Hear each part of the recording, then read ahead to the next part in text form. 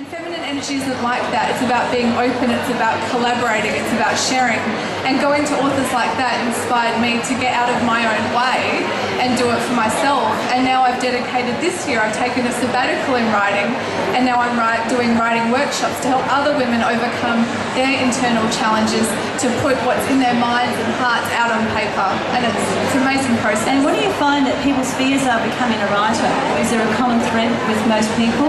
Yes, it doesn't matter if you're writing a book, writing a blog, writing for your website for work, writing your cover letter or a CV for a job you really want, writing a love letter to a boyfriend, writing a greeting card for your daughter or son. It's the same processes no matter what you want to write, and it's the same blocks. And once you know how to overcome it once, then it's never an issue again. Yeah. Well, I find that I've spent 8 years writing a book, but then the next one comes out in 6 months later. So obviously the 8 years wasn't about writing, it was about the overcoming the self-doubt and the fear of or transforming your beliefs. So that's what I say, the first book is always the hardest. So do something easy. Do a small book, maybe. Yeah, a journal. absolutely. And for me, it was just way too overwhelming. I've written 3 books, but it was way too overwhelming to write a book just based on my views.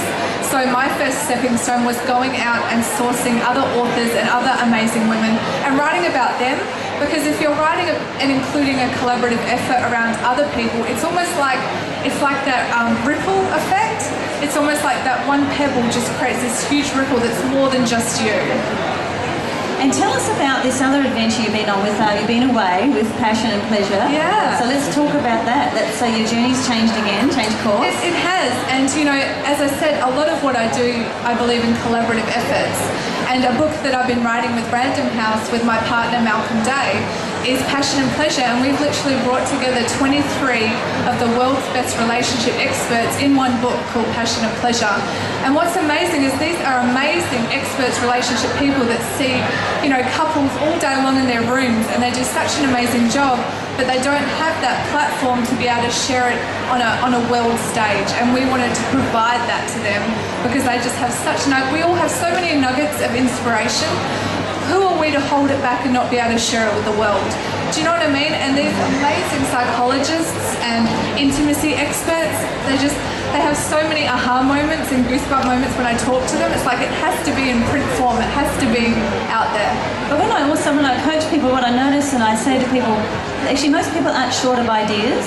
Yeah. And I actually go and start to investigate their ideas, and most people have ideas that had them within. I say to them, bet you've got ideas all around you, but do they pick them up and believe in them and actually start to go, I'm going to go forward and with that idea? It could be a business idea, it could be a start of something new, something you might be the next Facebook person to create Facebook, an inventor, scientist, a painter, an artist or someone. So it's I've seen the most, amazing people with the most amazing products and services, but it's almost like they have to play small, and not play on a bigger platform. Exactly. Yeah. But they're just the most amazing things, and they need to be able to learn how to communicate it. Because if you have the most amazing product and service, you can't help anyone if people don't know about it. That's right. So a lot of what I do is it's kind of like a form of marketing because it's for the greater good. You have to learn how to be able to communicate what's in here and what's in here to the outside world so they get it and get what you're about. Wow. And is that also including like when you do your website? Because sometimes if you're a coach or a writer or someone, say like myself, it's how, I've got one view of myself, but I may be projecting that out in a different way when people say, that website doesn't really match who you are. Yeah, it's not consistent or congruent. And I think a lot for us creative people, we all have all these great ideas, but what we fail to do is ask people what I call a call to action. We forget to ask. It's almost like, here's all this amazing information, but we forget to ask, well, what are they going to do with that? Yes. We need calls to action. It's like, well, this is great, but how can we apply this? How can we action this today? It's funny because I was looking at Anthony Robbins' website the other day, and every page has, if you inquire on any page, it's got a call to action. Do that. Yeah. Employee, ring now or something. Yes. But and I sort of think, because I used to have websites that never asked. It was look what I thought. So I walk out the back door. Yeah. And now I'm sort of calling to action. And it's an offer, offering people or inviting people into your world or to your product. And if they're reading it, they're interested and they need to know, well, what's the next step? I've read all this information, it's fantastic, but where to now? And, it's up to us to guide people to the next step. Yeah. And so what other books have you written? Are they the 3 books that you've written? No, this How is many one of books? them. The other one's the journals to give away. 'Cause, again, this year for me is all about letting women write their stories. And I'm just a facilitator. I'm just like a host. I'm a host for, letting other women and other people tell their stories and help them go through the process, because I've gone through it 3 times now. Yes. Yeah. But I always like to say to people that your story, it doesn't matter your journey. We judge our journeys and some of us hide our stories. But I think that the story is who you are, and I think that your story is the most important part of your life, and you have to honour that story. Sometimes if you just maybe write the story, and then you start to siphon through maybe the crap from the good stuff. Absolutely, but there's good in the crap stuff too. That's where the gems are. That's it's it. in the crap. You have to love all of it, don't Exactly. you? Yeah, absolutely. And it's a lot easier for a lot of people to write like third person or their memoirs as a fiction.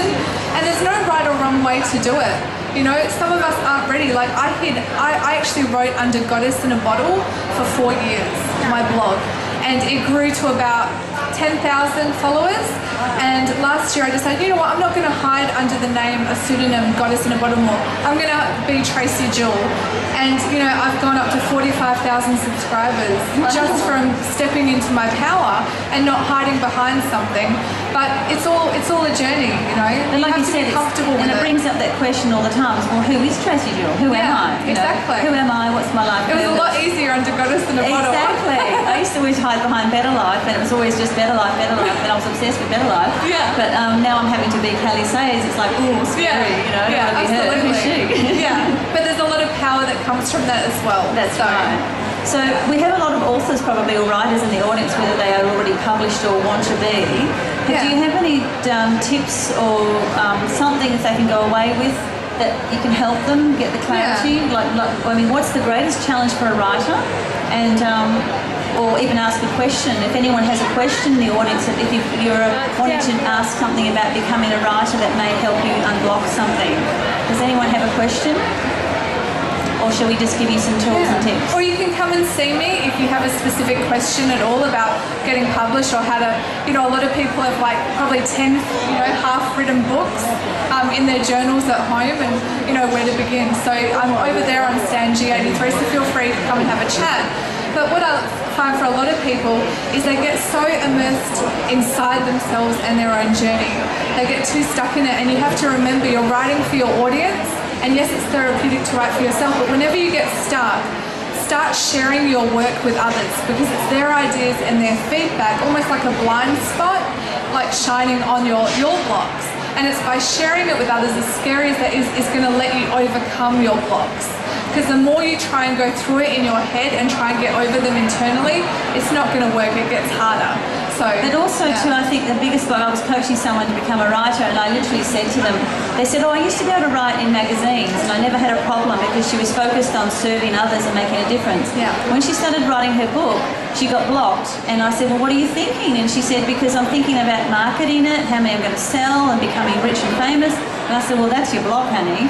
Don't write a book for that, it's not going to work. Yeah. So I said, go back to the intention you had when you were writing magazines and journals, and put that, so you focus on transforming people's lives or focus on making a difference. Focus on the intention of why you're writing it in the first place, how it can not the help how. someone. It's always the why, not the how. It's like, well, how am I going to write this? What am I going to do with it once I've written this? And then you're using the wrong side of your brain, you're using the analytical side of your brain, and that shuts down creativity. So always go back to your whys. Yes, so why? And then how can I serve others? Absolutely. How can I make a difference? Yeah. So that's great. Thanks, Trace. You're welcome. And do you have, so what's your free gift or offer today? Yeah, so I'm going to give away some free journals because I hope to inspire some of your stories and your journeys. And maybe you can send them in to Trace. Yeah. People sending you journals, sending you stories. Yeah, absolutely. Yeah. And so we go to stand, where are your stand number? Yeah, G83, the Just ultimate around. writing workout. Okay. Beautiful, thank you. So thank Trace for coming through.